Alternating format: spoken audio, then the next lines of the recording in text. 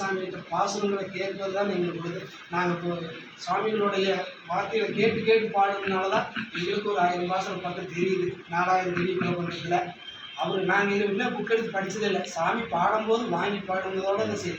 1993 சாமியினுடைய திருவடியை பிடிக்கிறேன். அவருடைய பிடிச்சதுக்கு அப்புறம் தான் நானும் இந்த மாதிரி வேட்டியெல்லாம் நல்ல வேட்டி கட்டுவோனான்னு தெரியாது. ஆனால் சாமிகிட்ட போனதுமே வஸ்திரம் தான் முதல் கட்ட சொல்லி வஸ்திரம் கொடுத்து திருமணம் வச்சுட்டா தான் நம்மளுக்கு சொரூபம் அப்படின்னு சொல்லி திருமணம் வச்சு கொடுத்தாரு.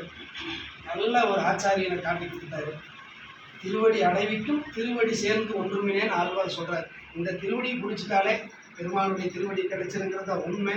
பாக்கியநாசாமி அப்படியெல்லாம் காட்டி கொடுத்து நல்ல வஸ்திரம் கொடுத்து எங்களை திருப்பதி பஜனை பூச்சக்கரத்து பஜனை கோஷ்டினாலே ஆனந்தமானது. நடந்து பஜனை 7 மலைக்கும் பஜனை ஆனந்தமாக இருக்குது.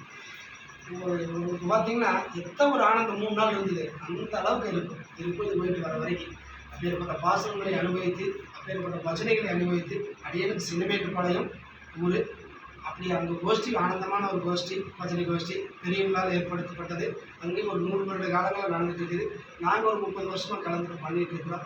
இந்த வாழ்க்கையில் நம்மளுக்கு கிடைச்ச பெரிய பாக்கியம் நாம சந்தித்திருக்கிறது. பெரிய பாக்கியம் பாக்கியநாசாமியோட சேர்ந்துருக்குது. அதனால உலகத்தில் பெருசு என்னன்னு கேட்டீங்கன்னா இந்த அத்திப்பாளைய குடும்பத்தில் நம்ம நினைச்சு பெருமாள் நினைச்சு வச்சுட்டாங்க. நான்லாம் நினைக்கவே இல்லை. நான் ஒரு கம்பெனி வேலை செஞ்சுட்டு இருந்தேன். எங்கள் கோயிலுக்காரர் வந்து கோயிலில் பூஜை பண்ணுனாங்க. நான் அந்த அன்னைக்கு நைட் ஓட்டுனதோடு சரி மிஸ் ஒருவே அந்த அம்மாட்ட கோயில் திறந்து நான் உள்ளே போனேன்.